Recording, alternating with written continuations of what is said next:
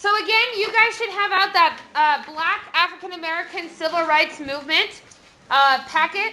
Now, one thing I will tell you is if you notice, it feels hefty, okay? And what you're going to notice is that this one, for example, and some of the ones like the thing that we're going to learn about on Friday, have hefty packets. Part of the reason is because it's not that it's necessarily going to be a massive part of the exam. Civil rights movement is, I think, 4 or 5 key concepts. It could definitely be a DBQ for sure because it's a large enough concept.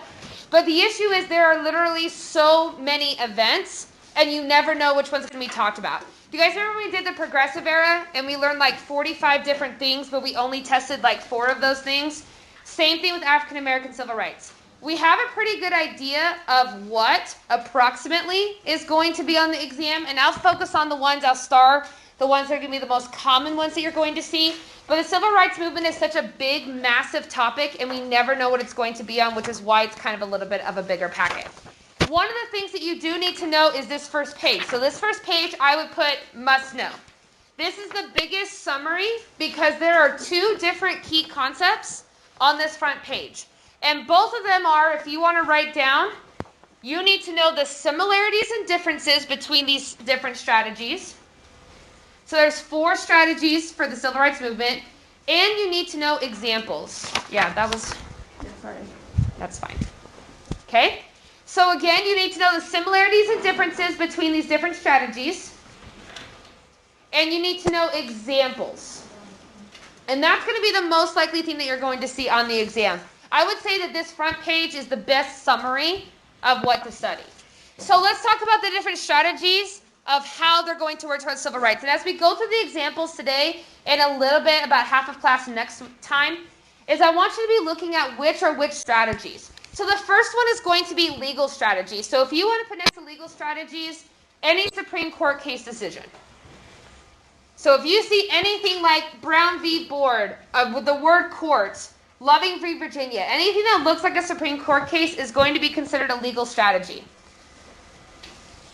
And the idea of this is, if you will highlight, is all 3 branches of the federal government promotes racial equality. So in a legal strategy, they're oftentimes going to use lawsuits, suing, bringing it up to the U.S. Supreme Court in order to be able to make change. The most important term, now we're going to star some of these other terms later, but the most important term to come up with if you're doing legal strategies is if you will highlight the Warren Court. And this is also in your packet a little bit later, but a guy named Earl Warren is going to become the Chief Justice. And once he becomes the Chief Justice, the Supreme Court suddenly shifts into supporting civil rights era. And so Warren Court is a great one to be able to add in there. If you see anything Warren, you know it's probably a civil rights issue. Then you have direct action. And so direct action is going to be direct things that you are doing, if you will highlight challenged. Directly challenged things. So rather than waiting for the courts to figure it out, you are going to directly challenge things that you believe are discriminatory. And this is oftentimes known as, if you will highlight and star the 3rd bullet, is civil disobedience. And so civil disobedience is where you are going to purposely do something to try to make a statement. Okay? So let me give you a really good example. Let's pretend, this is a real life example, okay? A few years ago, there's a thing called Bears Ears National Monument. Bears Ears National Monument, one of the most controversial monuments probably in American history. It was created down south in the state of Utah to protect Native American relics. However, locals really did not like this. One, if you guys remember, over half of Utah's property is owned by the federal government, so that's the first concern, especially in a more conservative area. And number 2, they said, we've already made this a state park, we're already conserving it, why do we need the federal government to come in? Regardless though, Bears Ears National Monument is designated by President Obama, as well as some of the other monuments too. It was a huge uproar. Well, the mayor of the city right next to Bears Ears National Monument decided he was going to protest this. One law that exists in most national parks is that you cannot use ATVs in a national park. If you ever go to Moab, by the way, and they do like the big Jeep safaris, that's actually not the Arches National Monument. It says it is, but it's actually outside of it to be able to get around that rule. So this mayor decided he's going to show them up and show the federal government. So he did a rally where all these people drove ATVs all over the monument. He ended up getting charged with a crime, and I think his fine was almost $250,000 that he had to pay, plus a jail sentence, because he wanted to stand up and show that we should be able to have our rights. Now, this was an example of civil disobedience. This is where he refused to follow the rules. He specifically broke the rules to be able to make a statement. Interesting thing as well about this guy, he was one of the pardons of President Trump. So in the last couple weeks of office, he ended up actually being pardoned. But regardless of that civil disobedience, do you guys remember when we talked about like Susan B. Anthony and how she went and voted for the presidency even though it wasn't legal? That's civil disobedience. The thing I want you to put next to civil disobedience, though, and this first part you don't have to write down, but while you are free to break the law, what you need to write down is you're not free of the consequence. So oftentimes civil disobedience results in, if you want to put parentheses, is jail. Fines, jail, whatever it could be. Civil disobedience almost always resulted in a punishment of some sort, and we'll go through several examples of that. Now, most commonly, this changed if you will highlight local policy. This was much more effective at the local level, where individual things like the bus boycotts were able to make an impact. However, many people argued that it was ineffective because of the fact that it didn't make national change. So it's up to you if you want to say if it was or was not. We'll give you several examples, but all these were more local changes. Big federal changes happened in other ways. Then you're going to have nonviolent protest tactics, which if you want to put this could be direct action, it just depends on the situation. So nonviolent protests are just like how it sounds. These are very nonviolent. Oftentimes they're civil disobedience, which usually leads in violence in the end. They had the basic tactics of Gandhi and Thoreau, but most importantly, if you will star the second bullet, those are all the organizations that practice this. Most famously, Martin Luther King Jr., as well as the student nonviolence committees and different things like that. And we'll go through all of these different ones too. But if you will put underneath this, there was controversy over this because people felt like it wasn't effective. So nonviolent tactics, a lot of people felt like took too long or never actually made change, which directly leads into self-defense, which if you'll put self-defense, this is the opposite and response to nonviolent protests. So this is going to most famously be, if you will put circling Malcolm X and the Black Panther Party.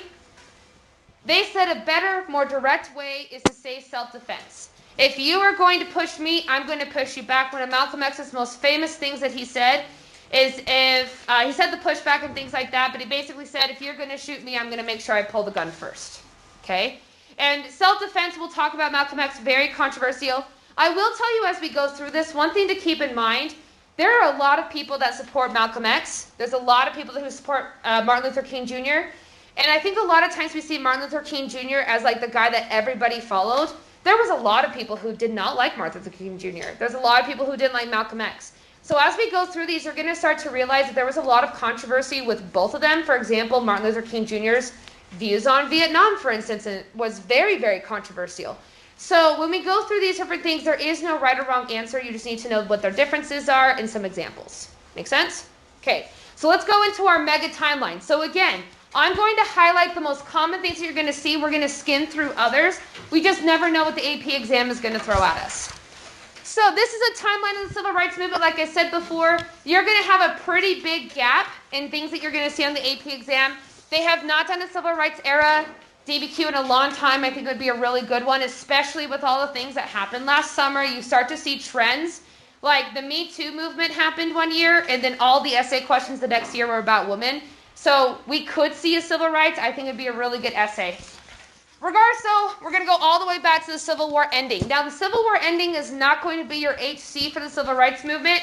The Jim Crow, so we have Reconstruction. I just want to kind of rephrase and go back a little bit. So we have the Reconstruction era, but the big HC is going to be these Jim Crow laws. So if you want to put a nice big HC next to it, Jim Crow laws are going to be your best contextualization on pretty much any essay. A few years ago, for example, the essay was on, there was an LEQ on civil rights movement of democracy or something like that. Jim Crow era literally does everything. So as a reminder, Jim Crow era is going to be that legal discrimination against people who are black. And the whole idea is segregation. We also have the lynchings as well, which we've talked about previously, and I'm going to more talk about that a little bit later. So as a quick reminder, this is going to be our basis of segregation during this time. And Dead Jim Crow is going to pretty much be that historical context for pretty much everything. And then we have that lynching that we've talked about as well. So heading into our very first thing that we're going to see on this timeline is we're going to have Harry S. Truman that becomes the president, which we've talked about previously.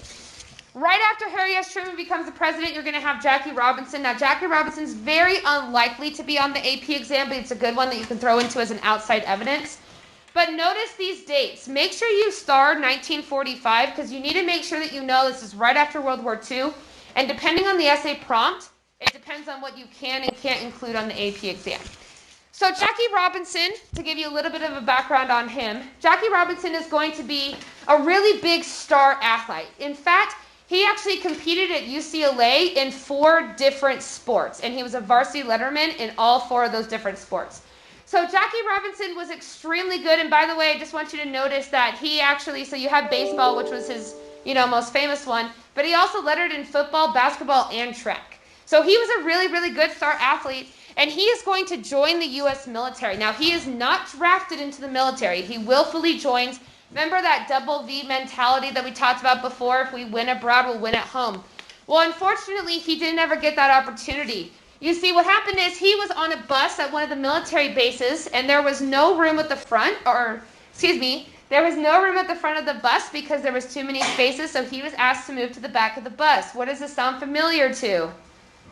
Rosa Parks, and we'll talk about her later, okay? But regardless, that sounds very familiar, so he gets mad, he tells them no. He actually gets dishonorably discharged from the U.S. military and is no longer allowed to serve. And this always kind of had a chip on his shoulder when it came to discrimination and racism.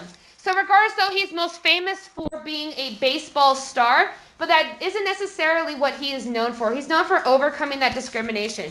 To give you a little bit of an idea, when he played baseball, it was a non-stop thing. It wasn't just, I'm on the team and I've beat discrimination. It was horrible at all times. So he would, for example, sit in the dugout and people would do this, and they'd be screaming at him like the N-word and calling him a slave and saying that they should lynch him and all of these different horrible things. When he actually went up to bat, a really common thing that they would do is they would take black cats and they would throw black cats on the field to represent himself being black. And his icon and legacy of being able to survive all that discrimination is what made him so famous. Major League Baseball has retired his number as 42. And he dealt with a lot of different things. He would go on team trips, show up at the hotel, and the hotel wouldn't allow him to stay in the hotel. There was one time they were on like a 9-hour bus ride. They stopped one time for the bathroom, and they said he wasn't allowed to use the bathroom. So it was all these different things that happened over and over and over again with Jackie Robinson, but he was still able to achieve and overcome it. And we're just going to skip a couple of these for time. But regardless, so that's usually the first one that you can throw into an essay. However, the first most important one that you'll see on a DBQ is going to be Executive Order 9981. If you want to go ahead and star that. And you can put a nice big number 1, because this is the first major thing that you're going to see on the exam. So we're going to number the most important things that you need to remember. And this is going to be number 1. And we've already talked about it before. So Harry S. Truman is going to desegregate the U.S. military. Whether you think that this was more of a strategic value to be able to move people and get more people into the military, it's up to you. But regardless, there's going to be a desegregation of the U.S. military. Now, when this happens, again, Truman's very controversial. This also leads to people serving in, for example, Korea. That's why you'll see people who are black in Korea as well. But they're going to desegregate the U.S. military. Now, at this same exact time, you start to see some other legal challenges. So think about, remember I talked about in our head, direct action, different things like that. Jackie Robinson would be a good direct action example. Executive order would be a legal challenge. Are you starting to see how you're kind of starting to sort different things? So the NAACP, which is the National Association for the Advancement of Colored People, are going to start to do some legal challenges of their own. And in particular, what they're going to try to attack is this idea of highlighting separate but equal. So highlight separate but equal. Who remembers, we've heard separate but equal before, what is the historical context of that wording? There was a Supreme Court case that made that term. Grayson? It was, they had the court case because... Yes, and do you remember what it's called? No. Plessy. Exactly. So if you're right next to separate but equal, Plessy, Plessy.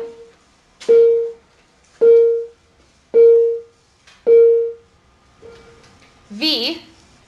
Ferguson. Do you guys remember we talked about the guy who purposely, he did civil disobedience, he went onto the white rail car, and then he ended up getting kicked out, and it had this idea of separate but equal. This is when they start to challenge it, and this is, by the way, if you want to put next to this is the 14th Amendment. 14th Amendment has what's called the, if you will write next to this, the Equal Protection Clause. So the 14th Amendment has the Equal Protection Clause. And this has been used in pretty much all major civil rights lawsuits, including today, is what does that term separate but equal means? So the NAACP starts by looking at colleges that are segregated and saying, is this legal to be separate but equal? Dwight D. Eisenhower gets elected in 1952. And one quick thing I just want to point out is I added this in there just so that you can make sure that you know some of the key things that are in, let me make sure, yeah. I just want to make sure that you guys had this with Dwight D. Eisenhower. This is not necessarily civil rights, but we have learned most of this, like the Interstate Highway Act that we talked about before. We talked about how he, so anyways, we've covered most of this stuff. I just want to point out really quickly that Eisenhower did not intend to be a civil rights president, and yet during his presidency was some of the most iconic things that's going to happen. So I wouldn't consider Eisenhower as like this big person that's going to push for civil rights. That's going to be more of a JFK and a Lyndon B. Johnson. However, he has some of the really most epic events that's going to happen. So remember that Earl Warren guy that we talked about before? Go ahead and make sure you highlight and star him and write in 53, you can put next to this, beginning of the Warren Court. So beginning of the Warren Court. So Earl Warren is going to be appointed into the Warren Court. And this was really important because it's really interesting. Eisenhower was a Republican. He nominates Eisenhower as a conservative justice, and yet Earl Warren becomes one of the most liberal justices in liberal court systems in American history. So the Warren Court becomes extremely important because pretty much every Supreme Court case that happens with civil rights is going to be due to the Warren Court at this time. And there he is. And that brings us to Brown v. Board of Education, which is like a 3-star term. This is a number 2. So number 2, most important thing, well actually, let's do number 3 as or number 2 is the creation of the Warren Court. So number 1, executive order. Number 2 is the Warren Court. And number 3, which is, if there's anyone that you're going to hear about, it's going to be this one. One of the most crucial cases in American history. So Brown v. Board of Education, and this is where all that comes in here. As a quick reminder about the HC is Plessy v. Ferguson. So Plessy v. Ferguson is going to say that you can have separate but equal, and it basically legalizes segregation in the United States. Well, this guy named Thurgood Marshall, if you will highlight his name, he's oftentimes used as a sourcing. Thurgood Marshall is a lawyer who's going to represent this girl named Linda Brown. And basically what the 3 claims were, and if you will bracket these 3 claims, first, public school segregation violated the Equal Protection Clause. Second, segregation therefore deprived people of their educational opportunities, which was constitutionally valid. And 3, separate could not be equal because segregation lowered the moral and motivation of black students, and therefore this is not agreeable with separate but equal. So what basically happens is he's going to bring this court case up to the U.S. Supreme Court. And what happens is basically in the end, it's going to desegregate. So remember that separate but equal thing that we talked about before. And this is the group, by the way, there was Linda Brown and several other students as well. But it ends up resulting in the Supreme Court case reversing Plessy v. Ferguson. And why that's super important is if you will make sure next to Plessy v. Ferguson you write down the word reversed. Back in the olden days when Miss Ray took the AP exam, there was a question that was copied and pasted every year. It would say, Brown v. Board of Education reversed what important Supreme Court case, and it was always Plessy v. Ferguson. Not that students tell me what's on the exam because you're not supposed to, but I've heard pretty much every year there's a Brown v. Board question. Okay, it's one of the most important, most crucial things. So what's going to happen, though, is you're going to have a really big Southern resistance when they officially desegregate. Now, if you will put next to Brown v. Board of Education, did not have an immediate impact. And that's one thing you're going to notice with a lot of this stuff in the civil rights era.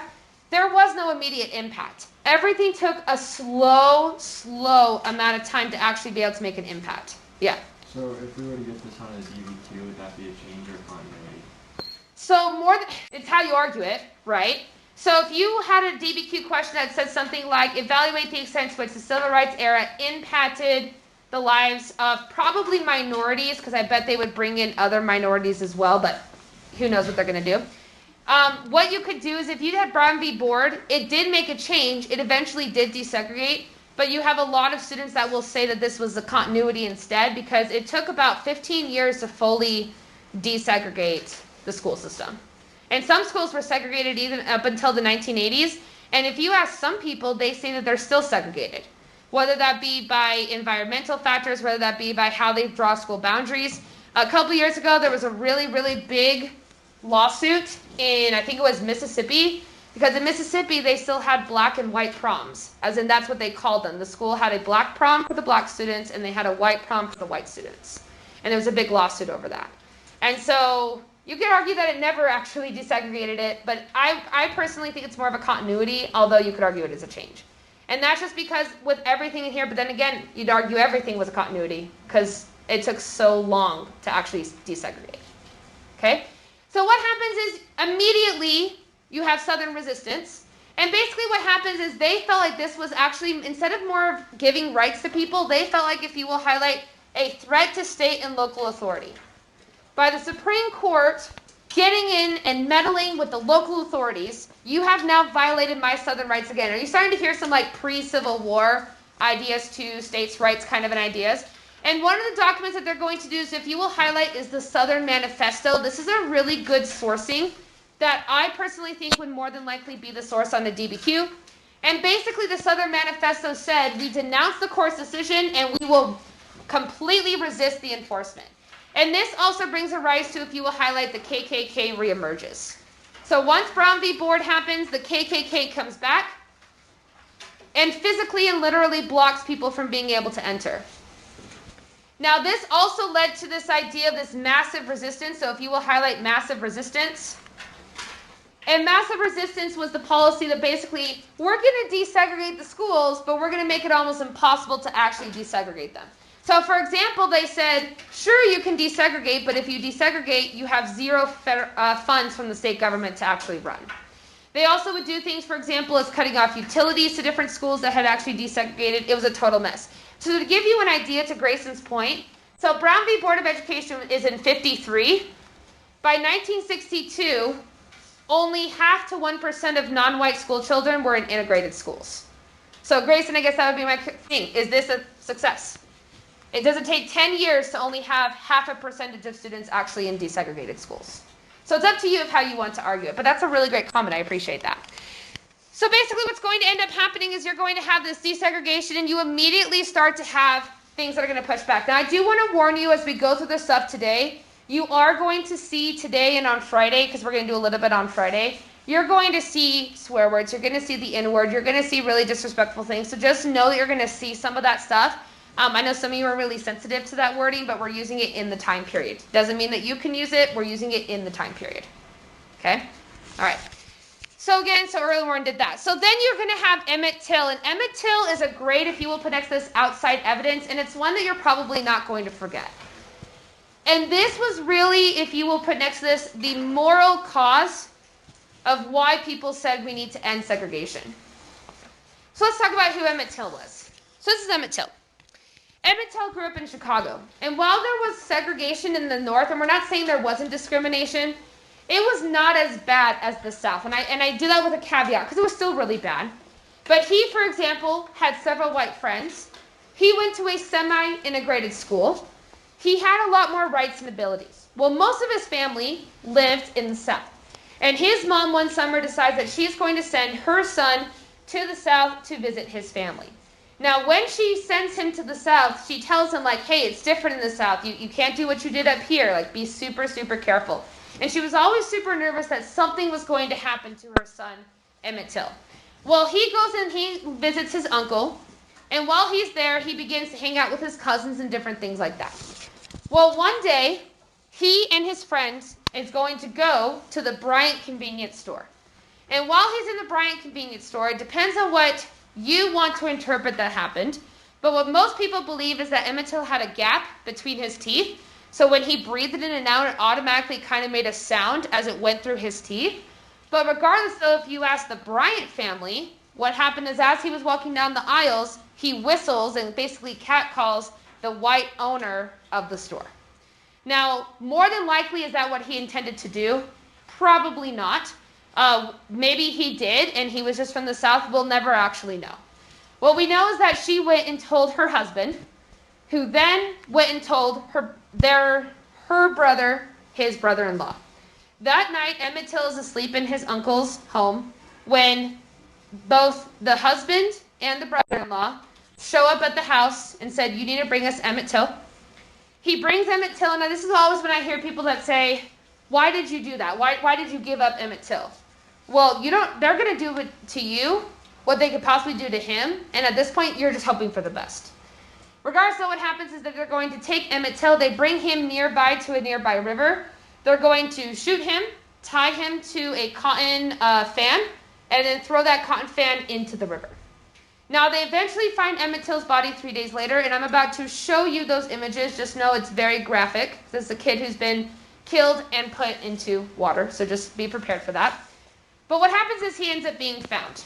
Now, his mom is very upset, right? His mom, she's in mourning and things like that, and she said, "We need to make this a statement. We can't allow this lynching to continue to go on and on and on." So she holds a public funeral.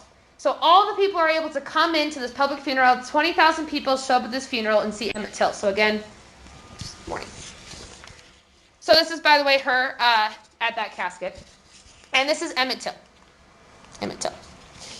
So what happens is this image of Emmett Till, in today's world, we would call it going viral, right? It's on every newsstand, it's in every paper, it's all over the place.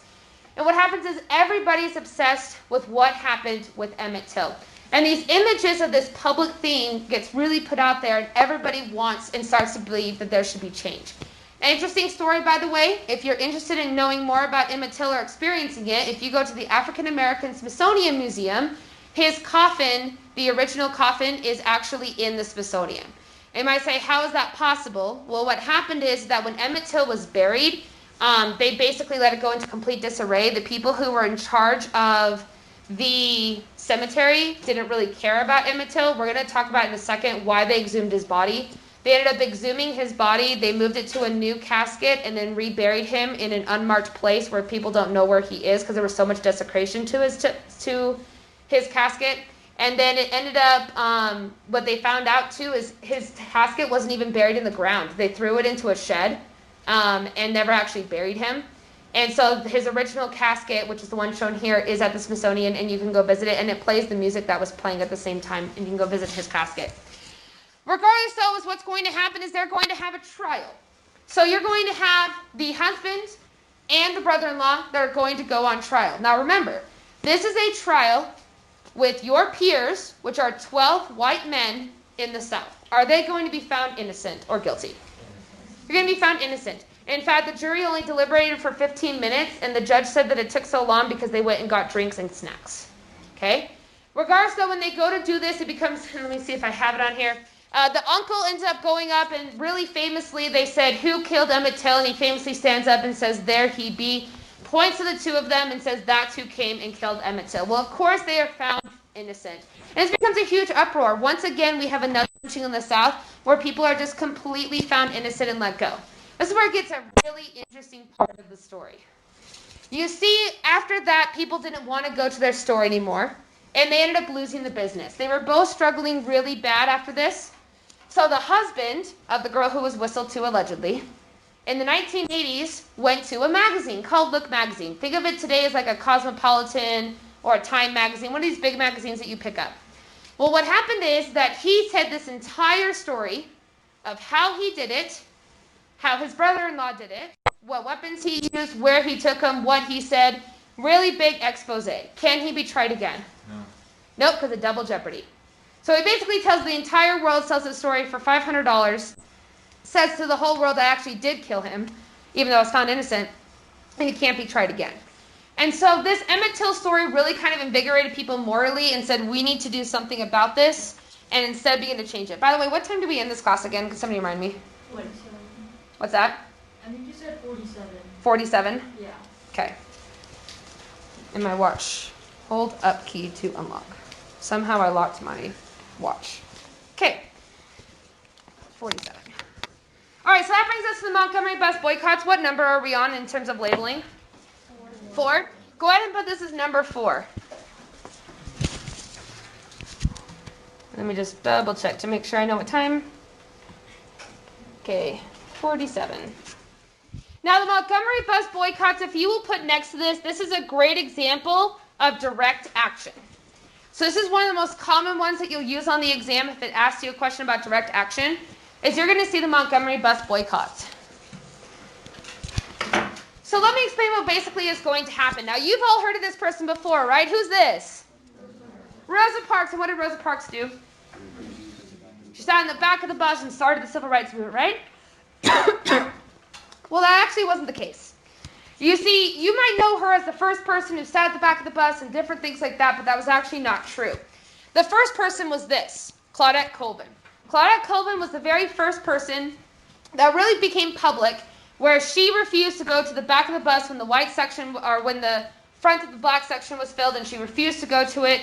And she said instead, like, I'm going to stand up. She gets arrested. She gets charged with a crime. So why have you never heard of her?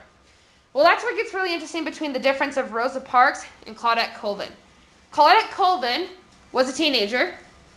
She had gotten pregnant and had a kid with an adult who was prominent in the community.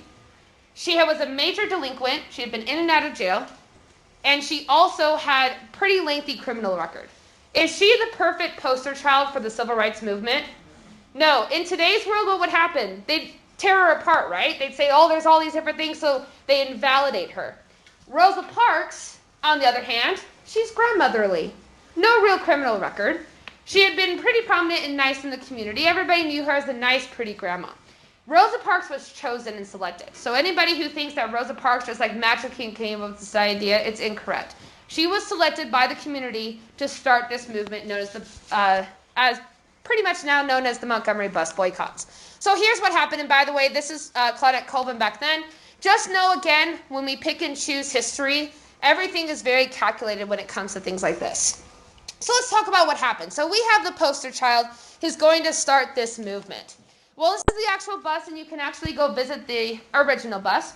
And this is the bus that she's going to sit in the back of the bus. So let me give you a little bit of an idea what actually happened. So in the bus system, you had at the very front a very small white section and a rather large black section in the bus. If we prefer at this time white versus black, why would there be a smaller white section than black?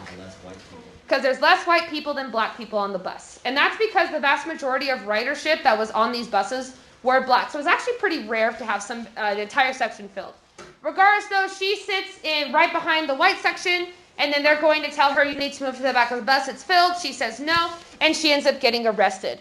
Now, what ends up happening is after her arrest, she becomes that poster child where everybody said, we're going to end segregation of the bus system in Montgomery, Alabama. Well, what ends up happening is there's this guy, and this guy is a preacher, and he goes in front of the community, and he said, we need to start a movement and stop the segregation on the bus system in Montgomery, Alabama. Who is this person?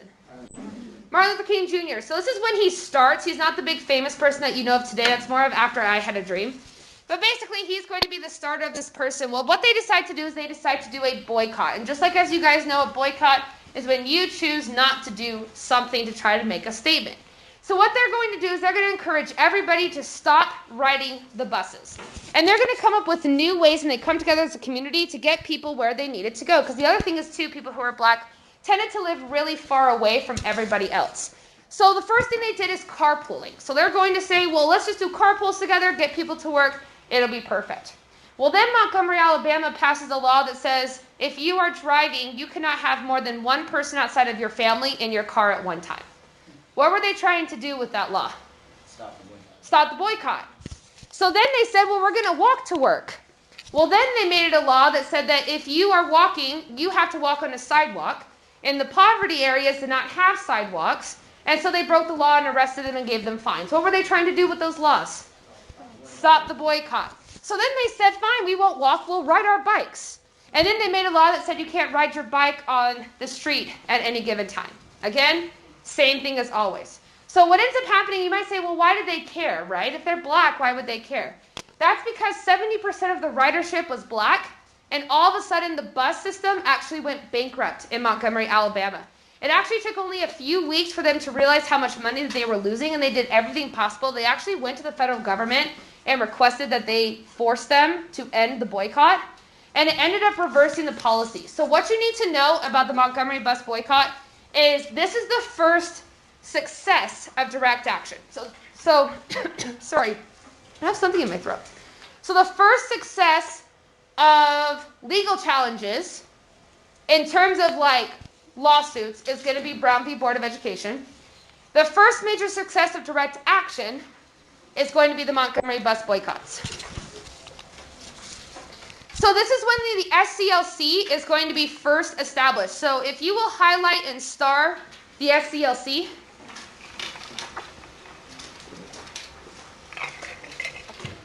and if you notice this, they are going to use this Southern Christian, and if you will circle the word Christian, they're going to base the reasons of why they're trying to stop discrimination on Christianity.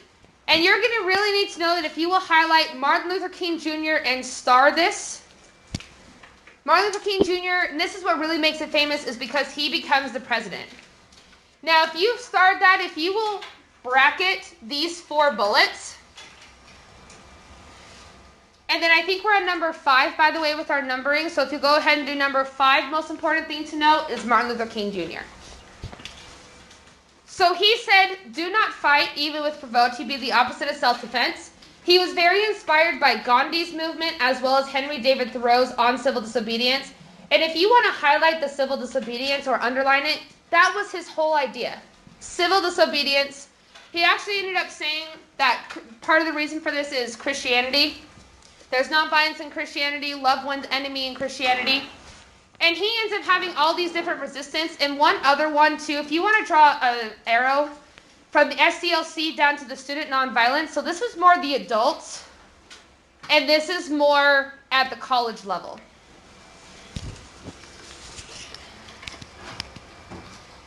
And then we hit the Little Rock 9. So the Little Rock 9 is going to be number 6 on your list. And the HC of this, if you will go ahead and put the HC of this is going to be Brown v. Board of Education. You can just write Brown v. Board. That's what most people do, is just the words Brown v. Board. So remember, Brown v. Board desegregates the school system. Did it work? No. There was no real immediate effects. They said enforce it, and nobody did. And Eisenhower wasn't going to go and send people at this time. So then you're going to have the Little Rock 9. Now, the Little Rock 9 is going to be at, if you will highlight Central High School, that word is actually important because they'll oftentimes use that. That's like a key indicator of the Little Rock 9. And basically what's going to happen is you are going to have 9 students that are going to enroll in the white high school nearby. So they are going to try to challenge and see if they can actually desegregate the school system. It's a great example of direct action. So what they're going to do, and this is civil disobedience, I wouldn't say so because is this illegal technically? No, it's just they're trying to see if it actually worked or not. So these 9 people are going to come together, and they were selected by the community, so the black community helped pick these people. They had to make sure that they were going to be tough. They had to make sure they didn't have any scars on their record that would contribute to them possibly being, taken out for whatever possible reason, and they're going to have these 9 that are going to show up. So on the day of the Little Rock 9, they show up to school, and they are surrounded by a massive mob. And this mob is going to do anything possible to prevent them from entering Central High School. Well, there was a unique thing that happened, though. You see, out of the 9, so you can see that there was 9 right here, you have a really unique one in this girl. You see, what happened is that they realized that there was going to be a really big crowd in a mob, so the night before, they all called each other and said, don't go in the front entrance. There's a secret entrance on the side that we will go in and desegregate. Well, they all find out except the one girl who didn't have a phone. She shows up on her own. So she shows up all by herself and has to walk through this entire crowd getting screamed at. People were throwing things at her. People were pulling on her hair and her arms. And she just walked straight through to the front of Central High School. Well, Governor Faubus, and if you will go ahead and highlight Governor Faubus, he is going to be the guy that you're going to love to hate. He comes up several times. He is the governor of Arkansas. And he is going to order the National Guard to help the situation. So he sends out thousands of National Guardsmen to Central High School.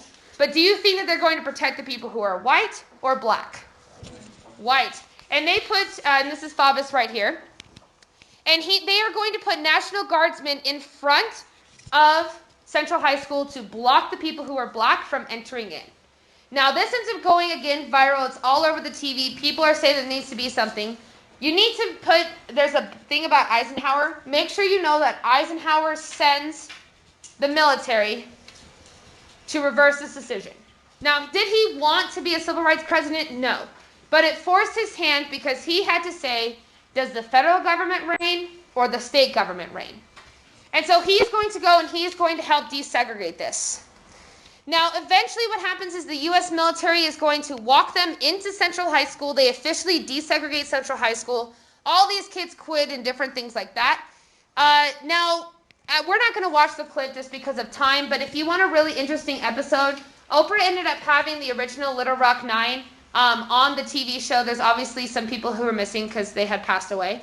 Interesting things that happened with the Little Rock Nine. It's not like it all of a sudden got significantly better for all these people. They received really heavy discrimination. To give you a little bit of an idea, almost all of them were kicked out of school. Very few of them actually lasted. I think only 2 of them actually graduated.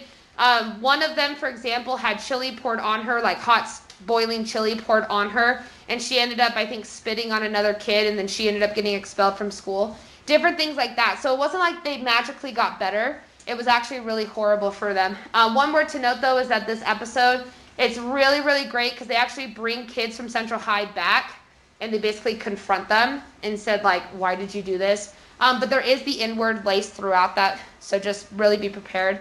Because it is a pretty intense one where they talk about how they were treated, and it's pretty awful. We would watch it, but unfortunately, we're going to skip it just due to time. And that brings us to the Greensboro sittings, which is going to be your next one. What are we on, number 7? Right? Okay, number 7 is the Greensboro sit-ins. So with the Greensboro sit-ins, and I know we're doing a lot, by the way, it's just 24 days until the AP exam, so we're trying to hurry and get you guys through some curriculum. So I know it's a lot, but just stick with me. So here's basically what's going to happen is you are going to have these, so back in the olden days, you guys know how today when you guys go to like Target or Barnes & Noble, how they have like a Starbucks there, and it's a place that you can like chill and stuff like that. And the whole reason Barnes & Noble has that is because Barnes & Noble wants you to come in and get a coffee, buy a book, and then just hang out. Because it means that you're going to spend more money. Well, what happened is that back in the olden days, they would have all of these different stores, and they were called like Woolworth, for example, was a really popular one. And what they would do is they would have these counters of these diners. So you would go to these like Macy's department stores, and they would have these diners. Well, at these diners, oftentimes you had the worker who was black, which is what you're seeing right here. And if you were black yourself, you had to sit in the segregated area. Where these 4 called the Greensboro 4, they are going to decide to just go and they sit. Okay? Now, this is that civil before. They knew that they weren't supposed to be there. They go and they sit there, and all they do is they ask to be served. Well, in response, they get thrown out, and it begins what's called, if you will really circle the word sit in, and you can put next to it the word movement. And this was especially you could put next to this is especially the young generation that would go, and all they would do is they would sit, and they would ask to be served. Now, what ends up happening is that this begins to spread, and almost every city in the United States started to have these sit-ins of people who were trying to be able to say, just serve me. Allow me to be able to be served. And it didn't matter. They were kicked out and discriminated against. Well, what ends up happening is this begins to spread. And remember that Student Nonviolence Committee that we talked about before? It's called SNCC. That, and it's right above. If you want to know what the acronym is, you can go back up to where it says Martin Luther King Jr. It's that really bottom one. That was one of the major people that started to do this. I actually have met this woman right here. She ended up presenting about 2 years ago here in the state of Utah. Notice that they are white, so it wasn't just people who were black that were doing this as well. They were doing anything possible to be able to encourage this to be able to stop.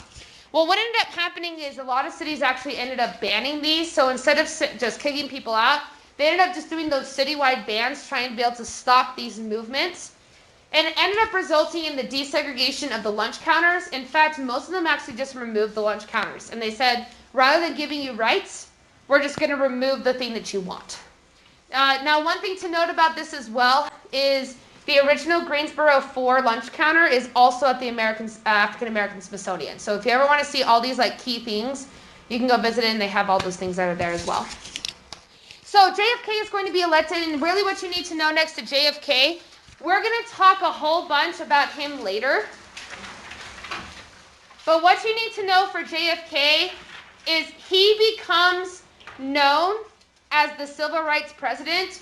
He didn't intend it to be, but the major reason that he is known for this is more because of the laws that were passed. So if you want to put next to this civil rights movement, it was laws that were passed and especially came into law with Lyndon B. Johnson. So it's really LBJ, but JFK is going to pass them, and then JFK gets assassinated, so it's a little bit different. But JFK really becomes known in Lyndon B. Johnson as the presidents who majorly are going to impact the civil rights era. So then we're going to get to something known as the Freedom Riders. So Freedom Riders is another good example. It's less likely to be used as the sit-ins, but they're both really similar. In this case, they're going to attempt to desegregate the federal bus system. So as a reminder with the Montgomery bus boycotts, if you want to put next to Montgomery bus boycotts, this was the HC. So the HC is going to be the Montgomery, and you could just put this in the margins. I don't think it's actually there. This says Montgomery bus boycotts. It's supposed to say the Freedom Riders.